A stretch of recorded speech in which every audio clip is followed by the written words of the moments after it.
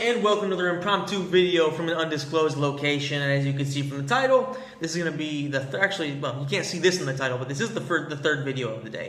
And we're going to be talking about Liverpool versus Wolves. And this one hurt me because I was really hoping that Wolves could actually do something because they've been looking okay lately. Like, the biggest issue with Wolves is they lost Raul Jimenez, and realistically all season long they haven't really looked like the same team that they were last season. You know, they've really lost that solidity, and they don't really have the ability to go out there and batter anybody. So I didn't expect them to dismantle Liverpool, but I figured defensively they're okay. They're actually pretty solid.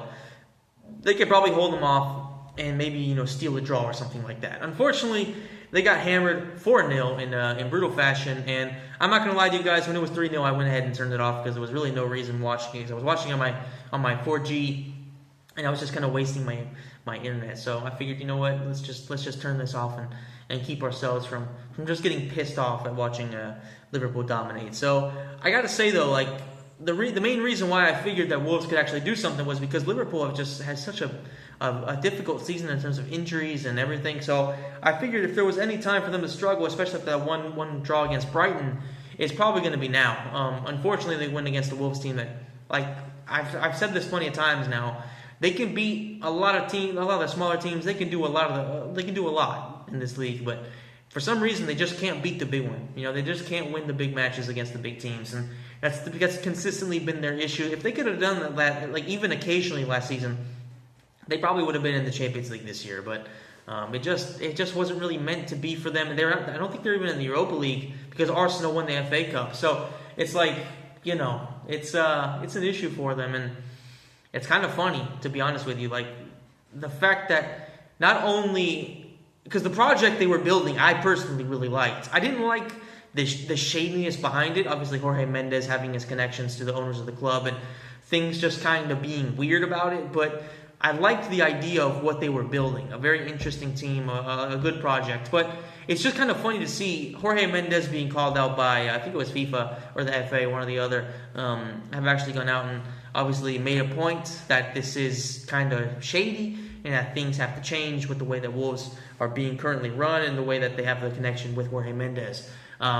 Alongside the fact that they've just been having a really weird season. Like, with Raul Jimenez, realistically, they can score pretty much any time because the guy is so damn good. His positioning is excellent. He's just a true number 9. And now that he's gone, I don't really see them doing much this season. I think they're probably going to be a top 10 team, maybe a bit better because they do still have some good players, but in particular, Ruben Neves is really good. Obviously, we all know about Moutinho. There's no surprise in there. It's just, I don't really see the rest of the team being able to get the goals that they need to really finish around the Europa League spots, which is realistically what they were aiming for this season. I don't know. I just don't have any faith in them without Raul because, I don't know, it's just like, because they had 9 shots, like but only 3 on target, which obviously is nowhere near good enough. So even offensively, they just weren't that good. Defensively, obviously, when you play against Liverpool, the chance is always there that you're going to be taking a beating. It really is just a matter of can you hold them off and get a goal and maybe just find a way to keep them from scoring. If you can do that, then you can beat them. But if not, then it's not that easy. Most importantly, I feel like a lot of that team spirit and a lot of that heart that we saw from Wolves just really isn't there this season. Like, the thing about Brighton is they have nowhere near the talent or the skill or the managerial abilities that we see with Wolves. But what they do have is they have fucking balls. I mean, they go out there, they give everything they have against every opponent. It doesn't matter who you are, they're going to give their all. They can get demolished. They could obviously steal a draw like they did against Liverpool. They did really well against us this season as well. So they can have these crazy differences in their scoreline. But they're going to give their absolute best every single match. And I don't really see that from Wolves. Or that might be kind of unfair, but I just kind of feel like that's the way things are. The inconsistency kind of just proves that. And the inconsistency is fine when you're Brighton because, like I said, they have that lack of ability and talent. Wolves, they've built a very solid team. They built a good foundation. They've had some injuries, of course. Obviously, like I said, Raul is the biggest one. But I just feel like there's something wrong with that team right now. I don't know exactly what it is. Maybe it was the rumors of Nuno Espirito Santo actually leaving this season because that was looking like it was pretty realistic. I think it was Arsenal that were allegedly looking into him. Obviously, they went ahead and got Arteta.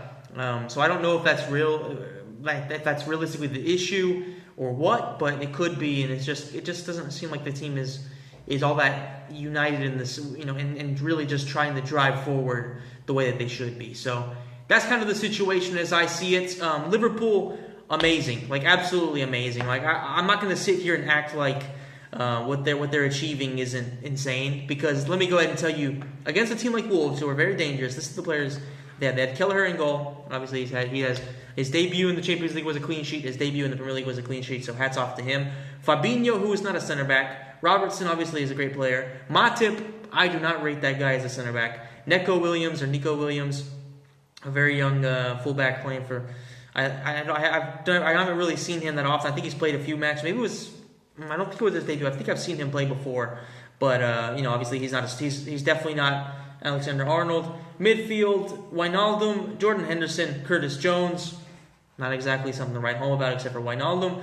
Firmino, I don't rate at all. Mane and Salah. So obviously the offensive capabilities of the team are endless, but defensively they were there to score on, and Wolves weren't able to, and that's just kind of I think that's just kind of the way that Liverpool are put together so well in terms of what they do as a team and as a unit, that at this point, a lot of it doesn't really even matter who's on the pitch. Like, it's kind of like, I think I said this last week or the week, but no, definitely not last week, but I think I said this recently, that this Liverpool team, in a lot of ways, remind me of some of the better Sir Alex Ferguson teams, because in those teams, it didn't matter who was playing. The system was so well-oiled, everything worked so well, to where even if you had lower quality players in that team, more than likely you were still going to win. You were going to win handily. I feel like Liverpool have that going for them right now. The only difference is I think that United team was so much better in terms of depth.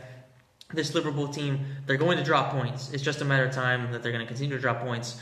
And I do believe that they will eventually find themselves 5 or 6 points away from the top. If, of course, Spurs can avoid injuries and can maintain this kind of consistency, which I personally believe that Spurs are going to be the team that's going to win the league this season with Jose Mourinho, with the way that the team is built, the way they've really improved. I just feel like this is going to be the year that they do achieve what they've been chasing after, which they've actually been pretty close to achieving. Over a period of 5 years, they've been looking likely to at least win it once. So this will, in my opinion, be the year that they do it. But if they don't do it, it's going to be because Liverpool have an amazing season despite injuries and are able to steal it from them. So, guys, I hope you enjoyed this video. If you could, please hit the like button, subscribe to the channel, hit the notification bell, and let me know in the comment section down below what you think of this match. And realistically, if you've seen my other videos and haven't commented, what do you think about all the things I've discussed so far? So, guys, I will see you in the next video. Oh, my God. Oh!